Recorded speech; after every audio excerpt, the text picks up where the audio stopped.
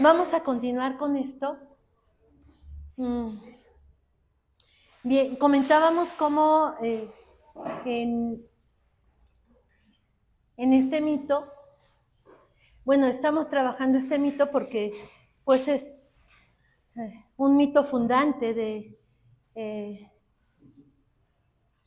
de no solamente Medio Oriente, sino además Europa y después pues América Latina. América, y particularmente pues América Latina, ¿no? Claro, no es lo mismo este mito leído por ejemplo, por Portugal, o leído, por ejemplo, por Francia, ha leído por España.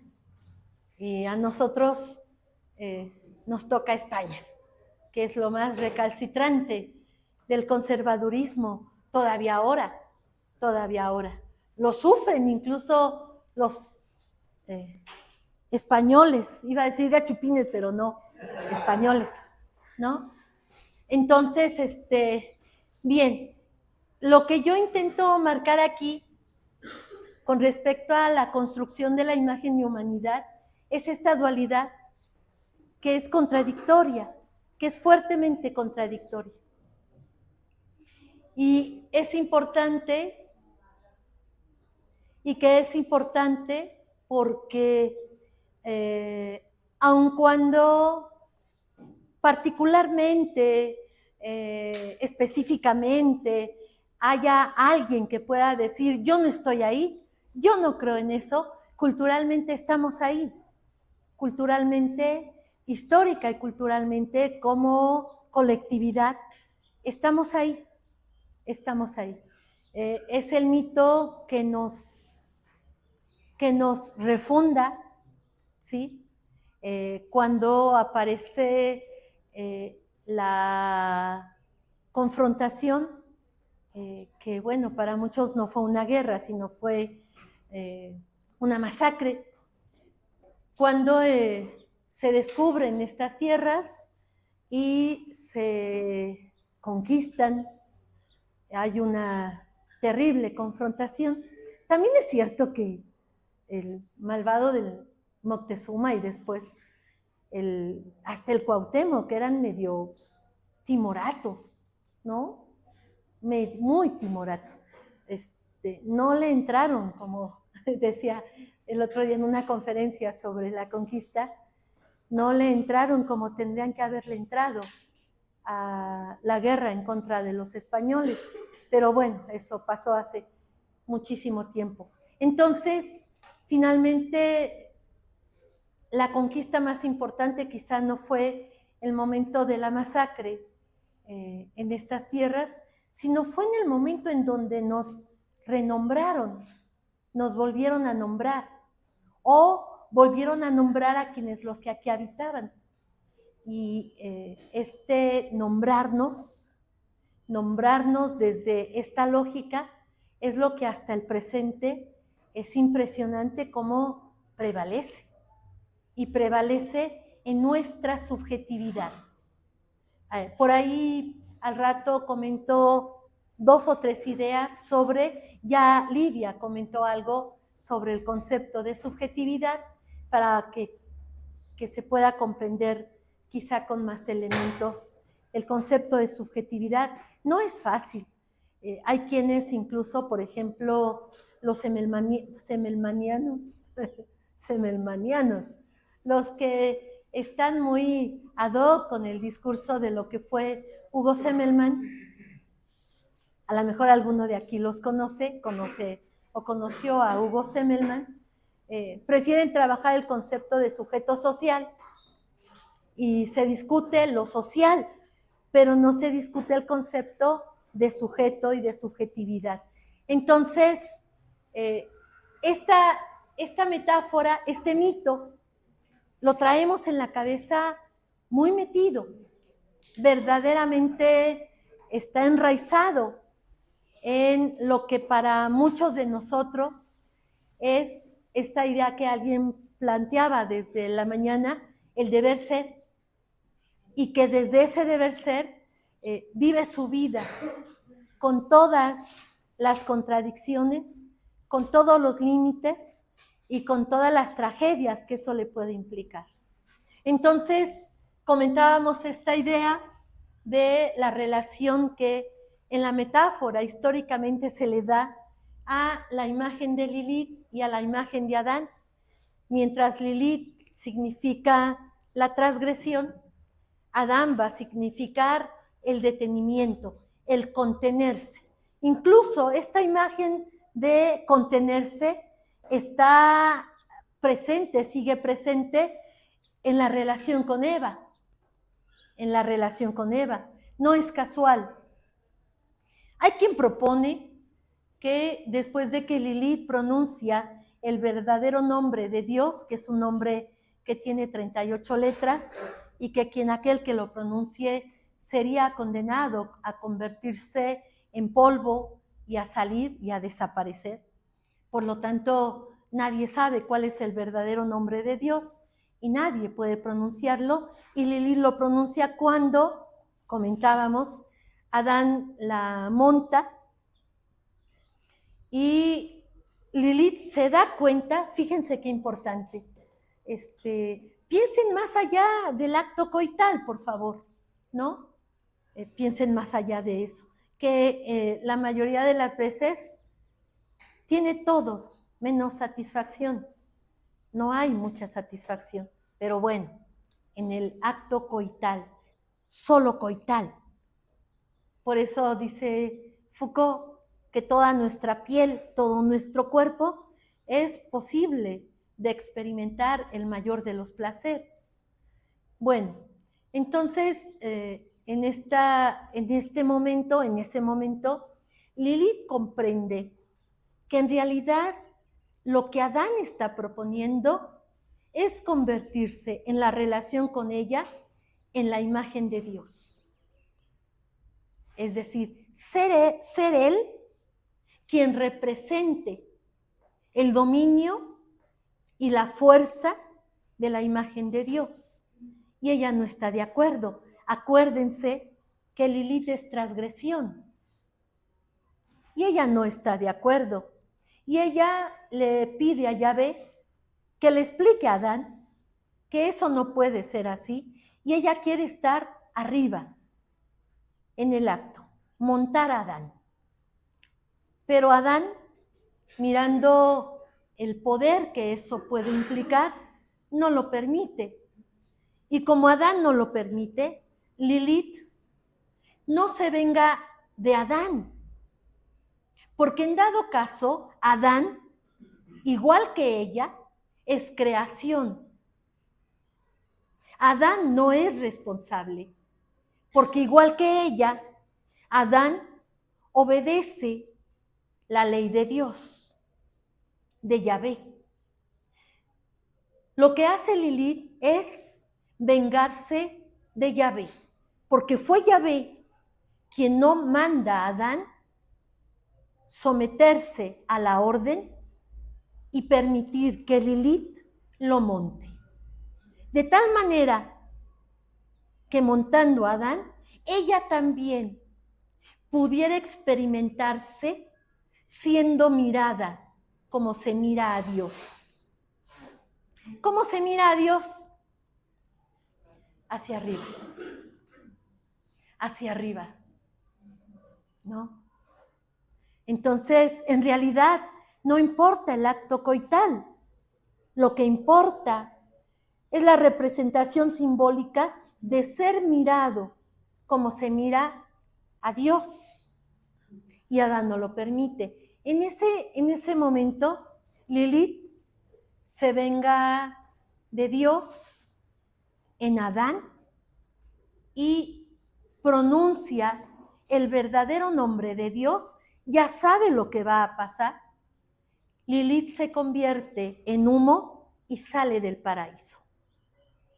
Lilith es un relato que solo aparece con uno de los apóstoles, solo con uno, solo en un relato aparece, y más adelante la imagen de Lilith va a aparecer en la imagen de los demonios que atacaron a Dios, a Yahvé. De hecho, hay un libro muy bonito, que es La historia de los demonios. Lo pueden comprar, está en la Gandhi, está en el Fondo de Cultura. No sé si está en PDF, yo no lo he buscado. Y es impactante el libro, porque el libro de la historia de los demonios es la historia de muchas historias de ángeles que se opusieron a la ley. Se opusieron a la ley y por eso fueron acusados. Más que acusados, fueron condenados para estar en el infierno. Entonces, cuando esto pasa, Adán entra en tristeza, una terrible melancolía, y Adán está próximo a morir. Pero Yahvé no lo puede permitir, porque Adán es parte de su imagen en el paraíso. Estamos hablando del paraíso. El paraíso no es un espacio físico, no es un espacio físico. El paraíso es el presente absoluto. En el paraíso no falta nada, ni sobra nada.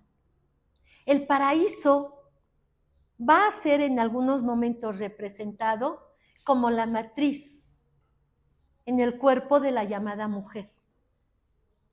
Cuando un producto está en la matriz, a ese producto, incluso aun cuando el cuerpo que tiene la matriz esté enfermo, tenga hambre, tenga frío, el cuerpo va a proteger de tal manera al producto que el producto no va a experimentar falta alguna. Fíjense la palabra que acabo de decir. El producto no va a experimentar falta alguna. Está completo. Qué curioso, podríamos decir, pero si es una célula, es un feto, es un embrión, ¿cómo está completo? Está completo, nada le falta. Por eso hablamos de la matriz como el presente absoluto, donde acontece la completud. Nada falta. No, solo un aporte, lo que está diciendo, me acordé de un libro que estaba empezando a leer y que se me olvidó, pero estaba continuarlo, pero se titula Las mujeres de Dios, que son las cuatro mujeres de Dios: la puta, la bruja, la santa y la tonta. Es un libro de muy... ¿La tonta? Sí, la puta, la bruja, la santa y la tonta, las cuatro mujeres de Dios. Ya. Libro, va. Pues, algo tiene que ver con esto. Algo tiene que ver con todo esto. Me recordaba ese título, el título de Marcela Lagarde, un libro editado por la UNAM, de madre, hija, monja, puta, ¿no? Pero tonta no. Tonta no, pero bueno. Yo no lo conozco, habría que leerlo. ¿Va? Sí. Sí. Madre, esposas, hijas, monjas, putas, ¿no? De hecho, es interesante porque la profesión más vieja, que es la profesión de lo que se dice puta, se vincula con otra profesión que es también muy vieja, que es la profesión de ser maestra. Sí. La primera maestra, lo comentábamos la semana pasada, la primera maestra es Magdalena. Y Magdalena fue acusada de ser prostituta, ¿no? Y es interesante porque quien usa su cuerpo para experimentar placer está más allá de toda moral. Rompe con los límites de toda moral. Y puede ser, no asegura, pero puede ser un sujeto de un orden político y ético impresionante, porque nada le hace falta. Henry Marcuse, un teórico de la Escuela de Frankfurt, muy interesante porque Marcuse llega a la Escuela de Frankfurt para romper con el dominio marxista de Adorno y de Horkheimer. Estoy hablando primero de los 30, luego después de la Segunda Guerra Mundial, hacia los fines de los 50, los 60, antes de morir Adorno, Horkheimer y después Marcuse, ¿no? Marcuse tiene un libro que se llama Eros y Civilización. Eros y civilización. Y Eros, el dios del amor, que no es el amor que nos vende la moral judio-cristiana, que no es el amor que nos vende el mercado, que no, el amor no es el excelso sentimiento al que todos tendríamos que llegar porque es lo más bonito, es lo más terrible. El amor es terriblemente perverso, pero bueno. Entonces, Marcuse comenta en este libro que una colectividad que satisface éticamente propio, que satisface éticamente el placer en el cuerpo, la sexualidad, que no es coital, es una colectividad que va a aprender a tomar decisiones políticas en el mismo sentido ético.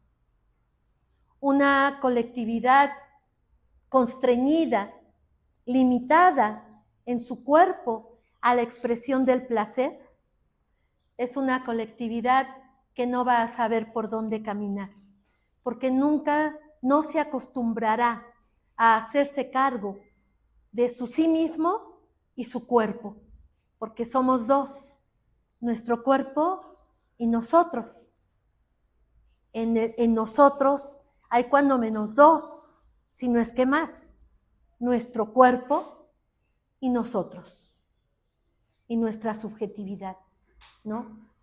Entonces, cuando Lilith pronuncia esto, se venga de Yahvé, y Lilith va a la tierra y copula con los hombres creados ya por Yahvé y los somete. Los productos de esa relación son las serpientes que van a reproducirse y cuando aparezca un cuerpo humano van a chupar por las noches la leche materna para hacer que el producto humano fallezca.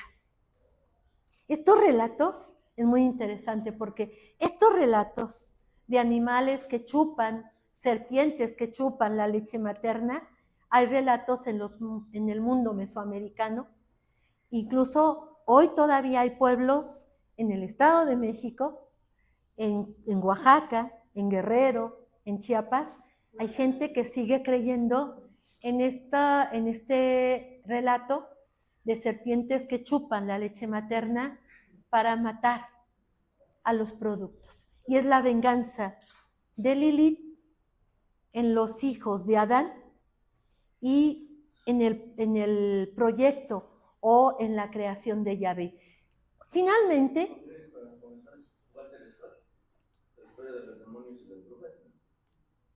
puede ser. Depende cuántas hojas tiene. Eran más de 1000 hojas, sí. No, puede ser una parte. Habría que verlo. Si quieres, luego nos lo mandas al grupo. ¿Se puede? ¿Sí? Va, gracias. Adán está sufriendo, Yahvé no puede permitir que su creación fallezca, muera de tristeza, y entonces lo manda a dormir. Ustedes saben la historia. Esta historia se conoce. Lo duerme, todavía está muy suave su carne, lo acababa de crear, no había pasado demasiado tiempo, y mete la mano en el costado de Adán, en el costado derecho de Adán, saca la costilla y de esa costilla Yahvé crea a Eva. El nombre de Eva significa eso que ya alguien comentó aquí. Eva no es libre. Eva viene de el primer varón. Eva es la primera varona. No es la primera imagen de lo femenino. La primera imagen de lo femenino es Lilith. Eva es una segunda imagen, pero esta segunda imagen nace construida desde la primera imagen. La primera imagen es Adán. La segunda imagen es Eva. Y entonces la varona nace orientada ya, construida ya, desde el sentido del nacimiento del varón. Eva nace para, de alguna forma, suplir y crear placer para Adán. Pero hay quien cuenta que puede haber en Eva reminiscencias de la primera femenina, Lilith. Y en Eva, y ahí está la Pandora, en Eva sí está la curiosidad. Yahvé les dice, ¿se acuerdan? A lo mejor lo han leído, lo han escuchado. Pueden hacer lo que quieran en el paraíso, pero lo que no pueden hacer es que no pueden tocar ni el árbol del bien y del mal, ni el árbol del conocimiento. Había 2 árboles, no uno, eran 2. Primero estaba el árbol del bien y del mal, y después, detrás del árbol del bien y del mal, estaba el árbol del conocimiento. Eva se equivocó. Eva tomó la manzana no del árbol del conocimiento. Eva tomó la manzana del árbol del bien y del mal. Si Eva hubiera tomado del árbol del conocimiento, Yahvé hubiera desaparecido. Y Adán y Eva hubieran sido libres de la ley. Es decir, nosotros seríamos dioses. Y entre los dioses no se dan las gracias. No hay sometimiento. En el relato, en esta idea de lo trascendental, de si pudiéramos vivir sin un trascendental, quizá si nos hubiéramos creído el relato de que pudiéramos haber sido dioses, quizá entonces podríamos vivir sin la necesidad de un trascendental. Pero Eva toma de la manzana, del árbol del bien y del mal, y cuando Eva toma la manzana, dice el relato, cae el velo. Se miran a los ojos y por primera vez miran su cuerpo. Por primera vez miran su cuerpo porque en realidad no lo habían mirado. Son naturaleza. ¿El gato sabe de su cuerpo? ¿El perro sabe de su cuerpo? Es difícil responderlo. Eva y Adán no sabían de su cuerpo, pero cuando comen del árbol del bien y del mal, cae el velo y saben de su cuerpo. Miran su cuerpo y Yahvé produce la sensación de culpa, la primera culpa. El bautizo es terrible, es una cosa muy triste. Y hacen fiesta además, qué cosas, ¿no? Oh, ¡qué horror! ¿Por qué? El pecado original. Y uno dice, no manches, pero esta cosita, este cuerpo, acaba de nacer. ¿Cómo que el pecado original? Pues, ¿cuál tú? Es que sus padres, pues sí, pero entonces hay que responsabilizar a los padres, ¿no? Pero no a este cuerpo, que además ya está siendo formateado por la cultura, ya está siendo sometido, ¿no? Ya el médico vio entre las piernas y dijo, si tiene pene, es un hombrecito. Y si no tiene pene, es una mujercita. No, hay que prohibirles a los médicos que digan eso, porque la marca del lenguaje marca y crea la subjetividad. No, ni es hombre, ni es mujer, es un cuerpo. Usted no puede saber qué va a ser él. No puede saber. En el momento en que tiene 8 años y le dice al maestro ingenuamente, oye maestro, es que cuando estoy con Alfonso me siento alegre, me siento contento, siento que estoy con alguien que me llena mucho y yo quiero abrazarlo y quiero estar con él. Y el maestro se sonroja con sus malditos prejuicios, manda a llamar al director, manda a llamar al psicólogo, lo reportan, mandan llamar a Toluca, mandan el caso y resulta que hay que correr al niño para que no contamine a los otros niños. Y hay que mandarlo con el psicólogo porque ya está mal. Como que le gusta a Alfonso. ¿Qué mente tan podrida tenemos y tan prejuiciosa y tan limitada? Y qué ignorantes somos de la diversidad humana. Ese límite que los mitos nos construyeron, ¿se dan cuenta? Y ahí, díganme si ese acto no es violencia. Tiene 8 años, apenas está en 4º año de primaria. Inocentemente, con la inocencia de la niñez, le dijo al maestro. Y el maestro, en lugar de acogerlo, no acogerlo moralmente para decirle, no, mira, Juanito, estás mal porque tú no debes de mirar hacia Alfonso, no, en lugar de ser oreja, escuchar, solo escuchar. El niño solo está pidiendo a alguien que lo escuche, nada más.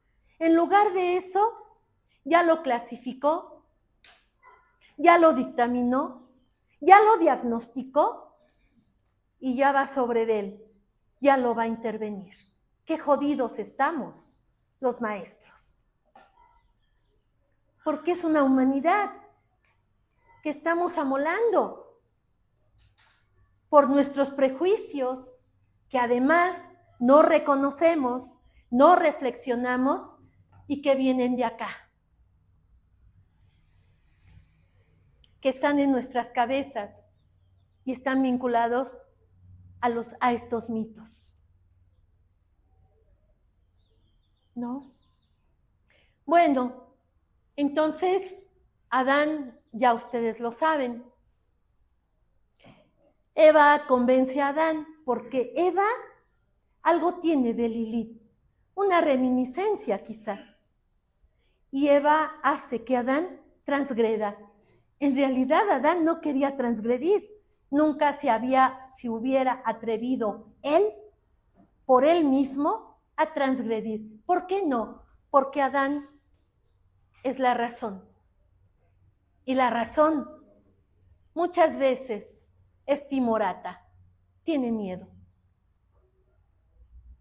Eva lo convence y Yahvé, fíjense lo que hace Yahvé y lo que comentábamos la semana pasada de eyaculadores precoces y de la frigidez de las mujeres, tiene mucho vínculo con esto. Yahvé mandó a Adán a la tierra y le dijo, tú vas a vivir del sudor de tu frente, tú vas a trabajar, eres el dador y vas a representar la ley en la tierra. José no es el padre. José no es el padre. El padre es Dios. José es solo la representación en la tierra de la ley del Padre. pero en realidad el padre físico no es el padre. ¿Qué creían? No, en realidad el padre es la ley que mandata sobre los cuerpos y ordena a lo hombre a actuar como ley, pero él no creó la ley. El hombre físico, el padre físico, no creyó la ley, no la creó. Ya estaba en su cabeza. Y a Eva, Yahvé le dice, tú no vas a saber del placer, ¿qué te crees? Vas a sufrir, vas a parir con dolor. Qué jodido, ¿no les parece? ¿Cómo podemos añorar eso?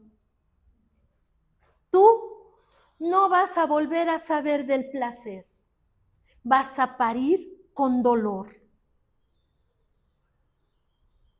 Y entonces, cuando a una señora que en algún momento entrevisté en otra investigación, esta señora era una señora mayor, tenía más de 60 años, había estado casada con un hombre que la había violentado todo el tiempo, la había golpeado, esta tendencia muy de lo humano, de descalificar lo otro y hacerlo sentir inferior. Entonces, sí, invalidada. Entonces ella encuentra en algún lugar, bueno, sí sé dónde, pero no, en algún lugar encuentra a un hombre joven que la invita a ir a otro lugar y tiene relaciones sexuales con él. Nunca había conocido otro pene. En ese momento ella se sorprende de cómo puede ser tan diferente. Y cuando están teniendo el encuentro sexual, que va más allá de lo coital, ella se viene, tiene un orgasmo, nunca había tenido orgasmos y sí había tenido hijos. Aguase, en el caso de los llamados hombres, como eyaculan, ¿no? Luego los hombres piensan que cuando eyacularon tuvieron un orgasmo. Aguas. No es lo mismo eyacular que tener orgasmos. Y muchas veces se dejan engañar con la eyaculación. No son orgasmos. Eyacularon, pero no hubo orgasmo. También hay frigidez en los hombres. Pero como pueden engañar porque eyaculan, entonces, ya. No, mangos. Fue falso. Entonces, esta mujer supo lo que era un orgasmo y ella me comentaba que cuando vivió el primer orgasmo fue una cosa terrible porque sintió que no debería de pasar. Incluso ella pensó que algo él había hecho muy malo y que ella se estaba desangrando y que algo muy malo estaba pasando con su cuerpo. Él le explica lo que es un orgasmo y ella se deja ir. Ella comentaba, incluso fue una nota que después apareció en una nota periodística de ella, comentaba que lograr un orgasmo era como alcanzar las estrellas y no querer bajarse de ellas. Entonces, la imagen de Adán y de Eva es la imagen entre Lilith y Adán está Eva, ¿sí? Y estas imágenes van a conformar la idea de humanidad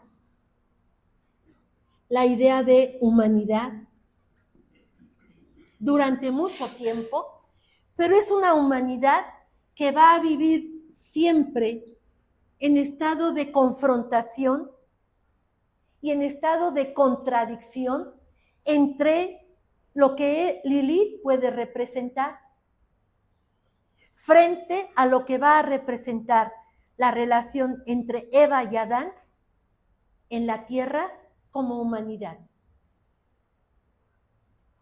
Se supone que cuando ellos llegan a la tierra no se encuentran inmediatamente, van a tardar muchos años para poder encontrarse y sí van a procrear, pero desde la primera procreación la contradicción se presenta.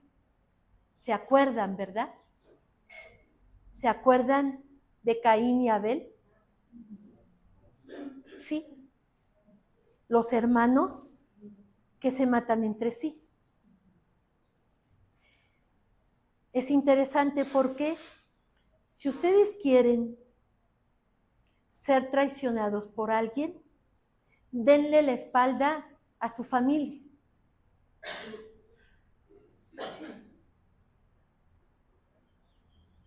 Y la familia o los amigos son los únicos que los van a traicionar. Un desconocido no me puede traicionar, porque como es desconocido, yo no le confío nada. Pero a un conocido, yo le doy mi espalda a cuidar. Siempre que hay una traición, viene de la familia o de un amigo. Qué curioso, ¿verdad? No me digan sus experiencias. Guárdenselas. Es lo humano. El problema frente al mito es que esta imagen de humanidad reduce, aquí está el deber ser del que se hablaba en la mañana, aquí hay un deber ser. Comentábamos la semana antepasada, el hombre es el dador y Eva es la cancerbera, la que va a proteger el orden de la familia en la casa, determinado y colocando en el centro el logos divino, Yahvé, el Espíritu Santo. Bueno, esta imagen hoy ha sido rota porque lo otro de lo humano, lo que no está representado por este orden, lo que este orden de creación de lo humano no pudo representar, pero sí está en la naturaleza, ya no está en ningún lugar, sí está en la naturaleza como humanidad. Eso de la naturaleza ha desbordado esta imagen y hoy el hombre ya no representa la ley, ya no es el dador. De hecho, no sé si se han dado cuenta, hoy, salud, hoy lo llamado hombre está cayendo en una crisis porque ni representa la razón de lo masculino y es timorato para tomar decisiones y está delegando la toma de las decisiones en lo otro. Oye, mi vida, ¿vamos al cine? Sí. Oye, ¿qué película vemos? La que tú digas, mi amor. No, decídelo tú. No, tú decídelo. Hoy tú lo decides. Pero ese hoy tú lo decides es de todos los días para todas las cosas. Y encontramos un hombre disminuido en su fuerza, disminuido en su razón, pero además ya no es dador. O es un dador que está compitiendo con ella porque ella también es dadora. Y es una competencia a muerte, donde los productos, en el caos en el que se vive, dejan de tener la compañía de alguien para ser escuchados y van a crecer y van a construirse como humanidad solos. bueno, perdón, no solos. Si hablamos de la ciudad y hablamos de las zonas conurbadas, se acompañan de la tecnología. Abran TikTok, abran, ¿cuál es la otra? Instagram. Abran TikTok, abran Instagram y otras redes que miran los jóvenes y vean cuál es la tendencia de las imágenes que aparecen como humanidad en Internet. Esa es la compañía. Esa es la compañía. No hay escucha, no hay espacio y lo que deviene es un caos del orden familiar que además, ustedes saben que, lo comentábamos también, la idea de matrimonio es una idea de la colectividad, tiene que ver con la supervivencia del grupo y no está vinculada con el concepto de amor. Y en la idea del matrimonio están relacionándose para poder centralizar un cierto poder económico, dos familias. En realidad, el matrimonio es un contrato. El problema es que en el contrato, que es político, económico y social, se implicó el orden de la producción de sujetos y para poder asegurar el cumplimiento de la creación de lo humano, se usó el concepto de fidelidad. Pero ese es otro mito, en donde también fuimos creados. Hasta hoy, yo acabo de escuchar a dos niñas que son muy rudas, ¿no? Muy dark, muy rudas, muy agresivas, muy entronas, pero están esperando el príncipe azul para casarse, tener una casa y vivir con certidumbre económica. Es decir, al final se quiebran, porque lo otro implicaría, yo me las veo con el mundo y yo veo cómo salgo frente a él. Pero no pasa. Al final regresamos a la imagen del mito y regresamos a creer en aquello que aparentemente nos brinda una supuesta seguridad que además no existe. No.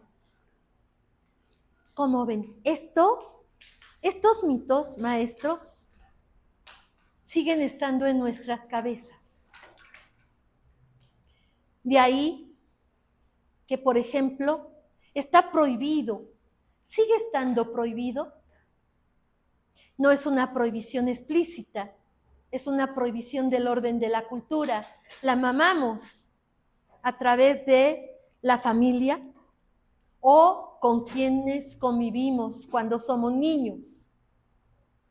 Y está implicado que no se habla de los cuerpos, que no se habla del placer, que no se habla de la sexualidad, aunque aparentemente haya inclusión, aunque aparentemente haya apertura en las escuelas, es falso, porque además seguimos apostando por seguimos apostando por una creencia con respecto a una imagen de divinidad que curiosamente nos somete, nos limita y nos obliga a decir verdad de nuestra más grande intimidad frente a un extraño para ser castigados y nos manda a someternos. Es decir, estamos obligados a decir verdad de nuestra intimidad a un extraño para supuestamente liberarnos de la culpa a través de ser castigados y cumplir con el castigo. Y todo el proceso, maestros, es interesante y es curioso. El pecado es en el orden del cuerpo. La culpa se experimenta en el orden del cuerpo y el castigo se vive en el orden del cuerpo. ¿Por qué el cuerpo? Lo que yo digo en un texto que publiqué hace varios años, o Yahvé, lo digo con mucho respeto, acuérdense, estamos hablando de la religión desde el orden histórico, cultural, sus dogmas y sus creencias, pues esa es bronca de ustedes, ¿no? Ustedes sabrán. Entonces, o Yahvé no es el Dios perfecto que se coloca, ¿no? O se equivocó y tenemos entonces igualmente que dudar de él. ¿Por qué? Porque el cuerpo está construido de la tierra y la tierra rompe con la supuesta inmaculada perfección del alma. En realidad lo que cuidamos los maestros, y eso es muy triste, somos cuidadores, que el cuerpo no se desborde. El orientador, el psicólogo y cualquier maestro está cuidando que los cuerpos de los jóvenes no se desborden, porque si se desbordan van a ser acusados y los vamos a intervenir para someterlos, controlarlos y regresarlos al orden de lo supuestamente normal, donde lo supuestamente normal son estas relaciones. ¿No? Acuérdense que la palabra intervención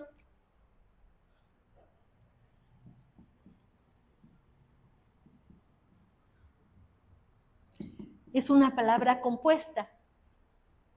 Intervenir significa crear y hacer llegar al otro una realidad que no pidió.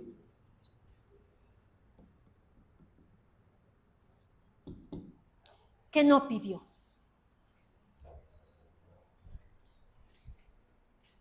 Por ejemplo, nosotros aquí, yo estoy interviniéndolos a ustedes y estoy intentando crear una realidad que ustedes no sabían, que no pidieron. Decíamos, ¿no? ¿Cuántos están aquí? Pues porque tienen que estar. No les preguntaron, hay que estar.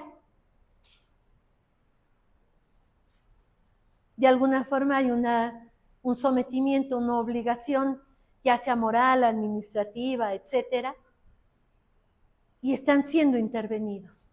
La intervención es como abrir un paréntesis, hacer un paréntesis, donde nos suspendemos de lo cotidiano. Hay una suspensión, hay un suspenderse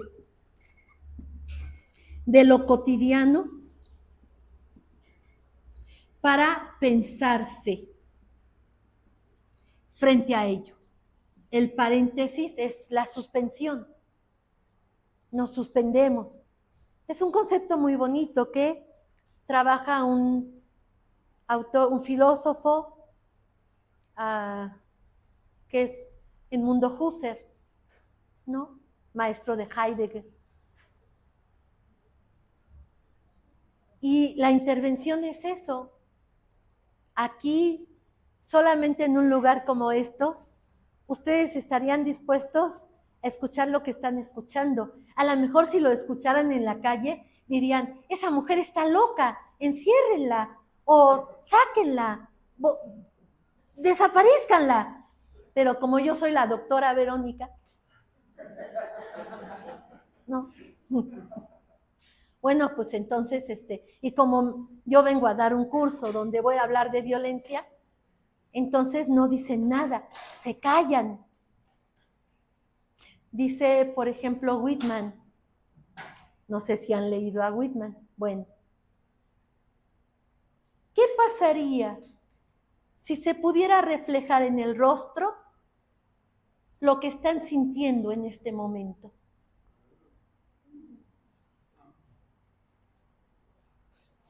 Y lo pudieran decir con la expresión del rostro. Pues sí está ocurriendo, ¿no? ¿Sí? Yo diría que sí. Bueno, yo sí. Ya. No sé cómo ver mi rostro. Sí. Yo quiero estar expresando con mi rostro. Bien. Esto constituye, aquí cierro esta parte, esto constituye en la relación entre naturaleza y cultura con dos elementos que todavía los colocamos como supuestos frente a lo que vamos a seguir discutiendo. Uno, la naturaleza humana fue sometida y ahora es dominada y condicionada por la cultura. En pocas palabras, no hay naturaleza humana. Porque desde antes de nacer, y eso lo podemos discutir, desde antes de nacer, el cuerpo ya está siendo construido y ya está siendo ahí determinado. Estas tonterías de los globos rosas y azules, que es una cosa muy triste de mercadotecnia, y las personas se someten a ello. Digo, ¿no lo piensan? ¿No se dan cuenta? No, no se dan cuenta. Clase medieros. Claro, como diría un economista, clase medieros aspiracionistas. ¡Ay, qué triste! Somos aspiracionistas. Antes de nacer, ya fue vestido de rosa. Sí saben que el color rosa en la Edad Media era el color para el llamado varón.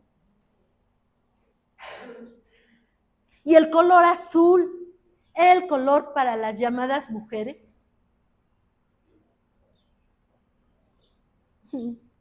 ¿Por qué se invirtió? ¿Cuándo se invirtió? ¿Quién lo decidió? ¿Y por qué creemos? ¿No han dudado del rosa y el azul?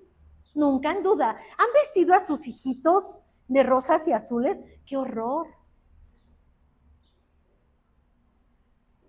Dice un psicoanalista, ¿de qué color vestiste a tu hijo? Bueno, le pregunta a una persona, yo paso con eso de los hijitos, ¿no?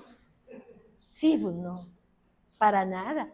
Ni familia, ni hijitos, ni nada de esas cosas. No, no, mejor no. Bueno, entonces, ¿de qué color lo vestiste? De blanco. ¡Ay, güey, no manches, de blanco! ¿Sí sabes que el blanco es la ausencia de sentido? Sí, por eso lo vestí de blanco. Nada hay. Nada hay. Claro que el trato es difícil con respecto a las abuelas, los tíos, las madrinas, etcétera, y todas estas monadas que van a pervertir lo que Rousseau proponía a propósito de Rousseau, la naturaleza perfecta de lo humano. La naturaleza, no lo humano, la naturaleza perfecta de lo humano. ¿No? Entonces, lo humano no es naturaleza, es cultura. Y si es cultura, ha sido construido en un tiempo histórico y por lo tanto los seres humanos han intervenido ahí y eso implica que puede ser modificado. Segundo, que si hablamos de violencia de género y solo estamos usando la palabra género, la violencia de género no está, lo digo con mucho respeto, de las mujeres asesinadas, masacradas, torturadas, que sus cuerpos fueron fragmentados. La violencia no estaba en el punto de partida en el hombre que empujó, acuchilló y quemó. La violencia estaba en el orden cultural que mandató y determinó el lugar del hombre y de la mujer, y que en tiempos de crisis, de caos, el lugar que fue excluido fue el lugar de lo hombre y no de la mujer. Quien impostó el lugar no fue el hombre, fue la mujer. Quien quiso ser tan fuerte, tan agresiva, tan violenta como lo hombre, fue la mujer, no el hombre. Quien dice que fue liberada para trabajar y tener dinero, para poder tener poder económico y competir en contra de quien ama.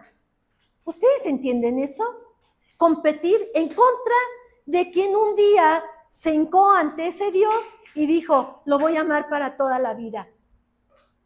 Fue ella, no él. Pero además, en el relato, quien está rompiendo con el orden es ella, no él. Qué duro, ¿verdad? Qué difícil de comprender. ¿Cómo puedo decir eso? Con tantas mujeres muertas. Pues sí, porque en la crisis lo hombre no sabe cómo colocarse y lo que tiende a hacer es a matar en el cuerpo de lo otro los signos que lo han anulado a él. A desaparecer, a extinguir. Y cortamos los pezones, las nalgas, el clítoris, cortamos el cabello, rompemos con el orden del rostro, sacamos los ojos, cortamos la lengua, porque esos son los lugares del cuerpo que me dominan o me han dominado y que tengo que desaparecer para poder existir. Es muy rudo el asunto. Es que esto que acaba de explicar es, digamos, que el punto de llegada de lo que desde hace 2 semanas sí. se fue planteando. Sí. Y me gustaría que pudiera a decir, porque fue muy rápido y no pudiera volver a... ¿Pero a decir qué? Pues cuando empezó a decir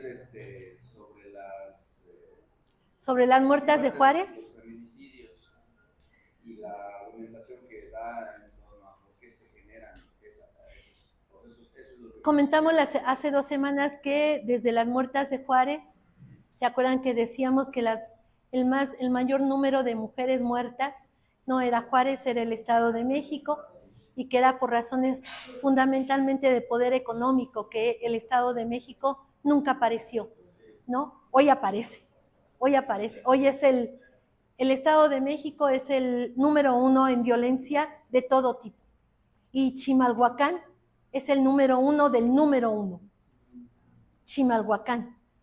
Aquí no, sí hay mucha violencia, pero Chimalhuacán es toda violencia de todo tipo. No estoy en el orden de la clasificación psicológica de la violencia, estoy hablando de violencia sobre cuerpos de niños, de niñas, de hombres, de mujeres, de personas que se viven desde una relación tanto hetero como incluso queer, pansexual, heterosexual, bisexual, gay, transgénero, transexual, toda esta clasificación que además es violenta porque siempre hay algo de lo humano que nunca va a ser nombrado por la cultura. Siempre. Entonces, los cuerpos que se encontraron desde Juárez, el siglo pasado, eran cuerpos que en muchos casos no eran violentados sexualmente, bueno, genitalmente más bien, ¿no? sino eran cuerpos que fueron encontrados donde se cortaron estas partes del cuerpo. Los pezones, las nalgas, el clítoris, la boca, el cabello, los ojos. Porque en esta historia, en estos mitos, el cuerpo de la mujer, de la llamada mujer, va a representar desde Lilith. Y tiene que ver con la burka, y tiene que ver con el rebozo, y tiene que ver con bajar los ojos y no mirar directamente a los ojos al otro, que todavía encontramos en muchos lugares, porque se supone que el cuerpo de mujer es un cuerpo que está vinculado a la casa del infierno, al infierno. Esto me faltó decir en esta parte. Lucifer es la transgresión, mientras que Yahvé es el orden. Lucifer es la ruptura. Otro elemento. No lo explico demasiado porque quiero pasar a lo otro. Ya no vamos a pasar a lo otro. Ahorita pasamos a lo otro. Porque se me fue, perdón, adelante. Se me fue. Ahorita hablando de ese tema, hay una película que se llama, De las cenizas. ¿Cómo? De las cenizas. ¿De las cenizas? Órale, no la conozco. Habla de, es una escuela y en la escuela es musulmana y se incendia, por azares del destino se incendia. Y por ejemplo, cuando ya está incendiándose, pues no les abren, ¿no? Porque son mujeres, porque no pueden salir a la calle así, y pues ahí se mueren, ¿no? Algunas. Entonces es como toda la investigación y demás, que termina siendo cíclica, porque el causó eso, pues tiene nexo con la directora. Pero se me hace muy interesante porque justamente lo que hablaba, ¿no? La parte de que sea mujer y no puedo abrirte la puerta porque ¿cómo vas a salir a la calle? Pues mejor quédate y muere. Sí. ¿No? Entonces Sí. esa parte y la otra cuestión justamente de cómo vas a transgredir, ¿no? Y recurren a, no, pues no queda nada más que hacer, pide a la que vas a ver. Sí, ¿No? Entonces claro. esa parte creo que es muy fuerte y socialmente aceptada. Sí, sí. Tiene pocas semanas que no me acuerdo en qué país se aceptó que se pudieran quitar el velo, la burka, y muchas mujeres lo hicieron, pero hay muchas mujeres que no lo pueden hacer, ya no lo pueden hacer, y no lo pueden hacer porque el velo, cubrirte, es tu seguridad frente a lo otro. Es el cubrebocas. Sí, no. No sé si ustedes yo lo experimenté. Cuando ya mandaron que te podías quitar, y yo decía, no, pero yo no me lo quiero quitar. Yo estoy bien así. Había un chavo en FES Aragón, había un chavo en la licenciatura en pedagogía que todos los días andaba con una, ¿cómo se llaman? De estos aparatos para respirar, pero grandote. No, es máscara de gas o de oxígeno, ¿no? Y yo le decía, ¿por qué traes esto, Leo? Dice, pues es mi personalidad, yo soy eso. Y si me lo quitas, dejo de ser. Pues está bien, ¿no? Cada quien su locura. ¿O no? ¿Cuántas manías todos de nosotros tenemos? Por ejemplo, de que si no hacemos algo en la mañana, incluso somos capaces de regresarnos para como volver a empezar y hacerlo como supuestamente tendríamos que hacerlo. Bueno, regreso a esto que está vinculado a esto que tú comentabas, es que la idea de transgresión va a aparecer en Lucifer, va a aparecer en lo femenino con Lilith y va a aparecer en Eva con la manzana. Y eso ha representado históricamente el cuerpo de lo llamado mujer. Pero además, el matrimonio, regresamos a la idea de matrimonio, el matrimonio vive dos procesos, uno es público y otro es privado. El acto público es frente a toda la comunidad, ¿no? Y si ustedes recuerdan la epístola de Melchor Ocampo, es desgraciada, es no tener madre, ¿no? Perdón por la grabación, pero es eso. Pueden revisarla en PDF, está en PDF. Literalmente creo que dice más o menos, tu mujer tienes que contener de él como la fiera que trae dentro para que no salga y esté en ti contenerlo. Tú dices, ¿cómo? Tú tienes que cuidar de esto, de esto, de esto, y él, claro, él tiene que llevar el pan, él tiene que llevar el sustento, él tiene que poner el orden, él tiene que vigilar que ella cumpla el orden, él tiene que, claro, está vinculado a esto, ¿no? Hoy ya no se lee la epístola, pero está en nuestras cabezas, no la epístola, pero esto sí. Y aparece con respecto a la idea de matrimonio cuando se consuma. La consumación del acto matrimonial no es público, es privado. Es interesante, en la época medieval, en la época de los reyes, la consumación del matrimonio era pública. Claro, había en la cama nupcial había unos velos, ¿no?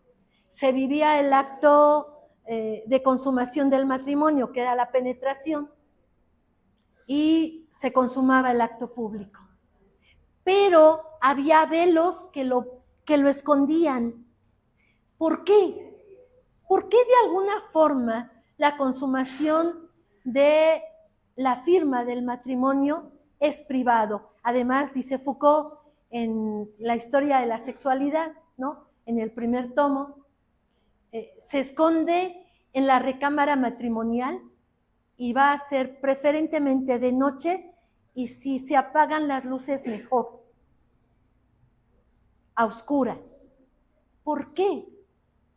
Porque se evidencia que la razón va a ser desbordada por la pasión. Lo hombre, que es la seguridad, que es el dador, que es el protector, va a ser colocado en 4 patas. Y como animal, como cualquier mamífero, va a mugir,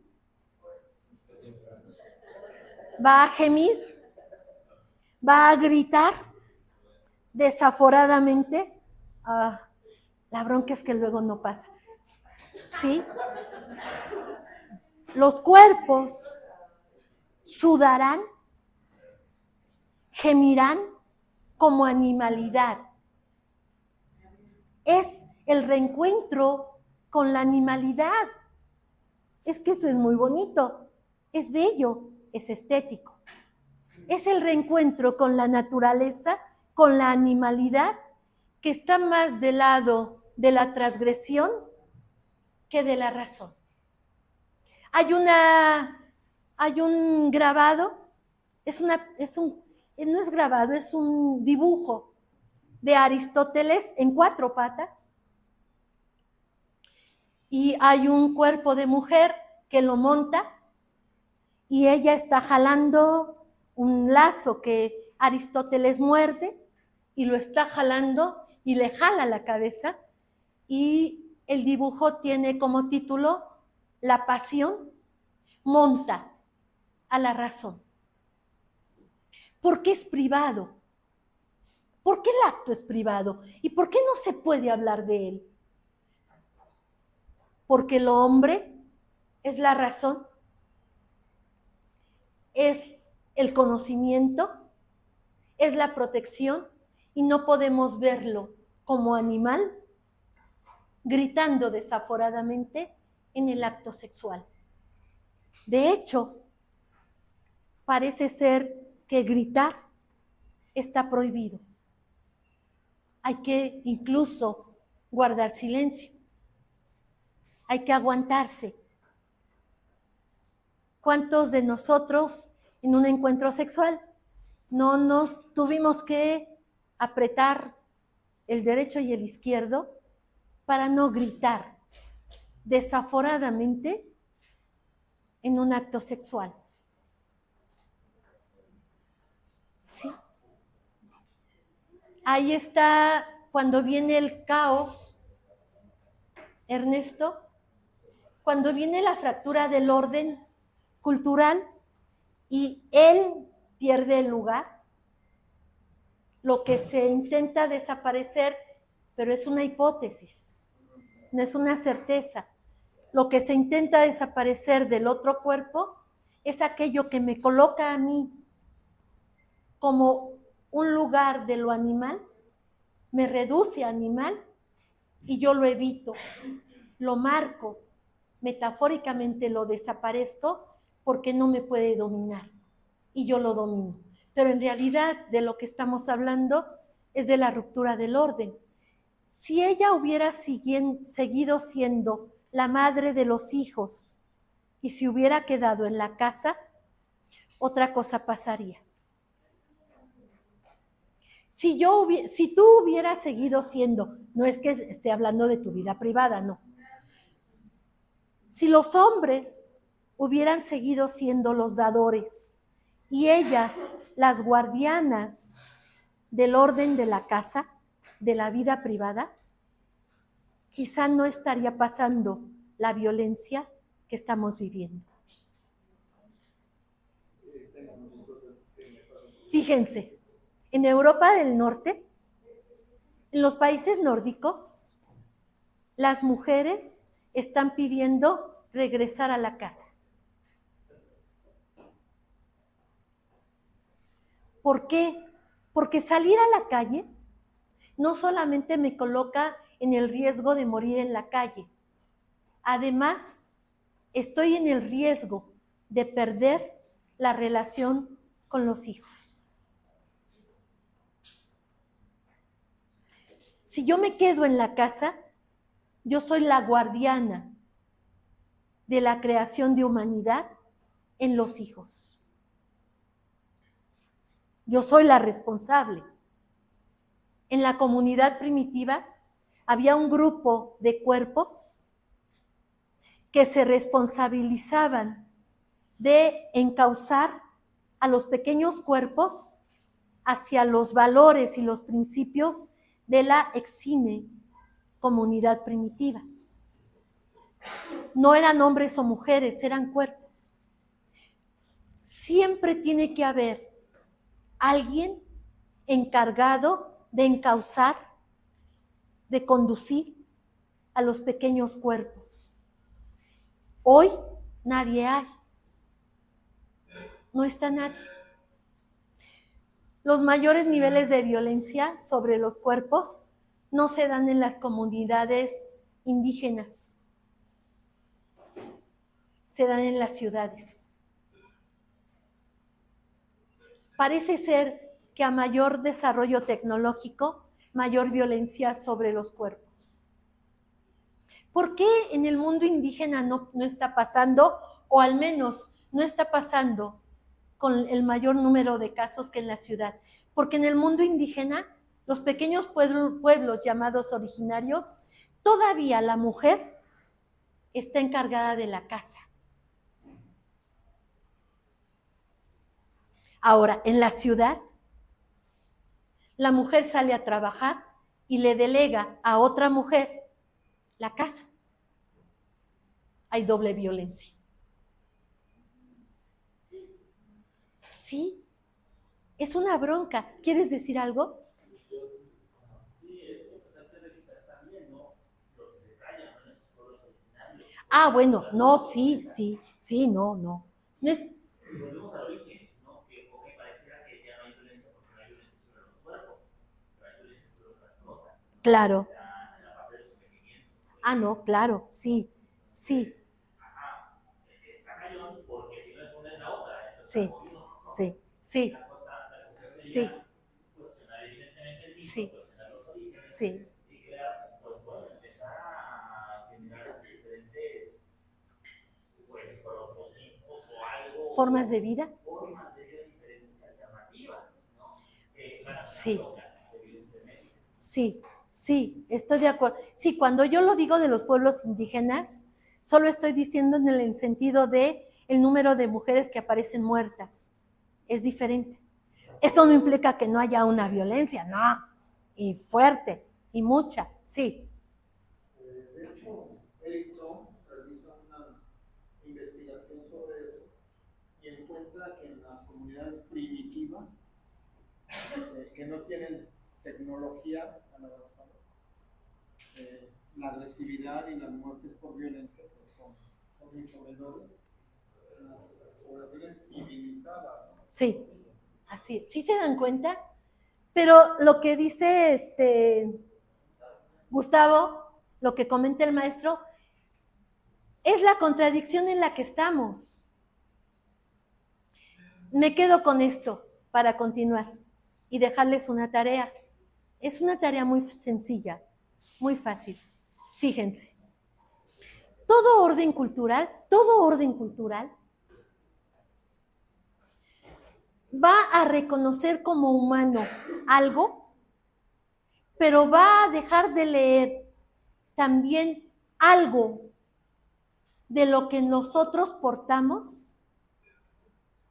Y eso que se deja de mirar, eso que se deja de reconocer, eso que no se coloca en el orden para someterlo, en algún momento donde el orden hace trizas, es lo que va a surgir y va a romper y va a colocarse del lado de la monstruosidad.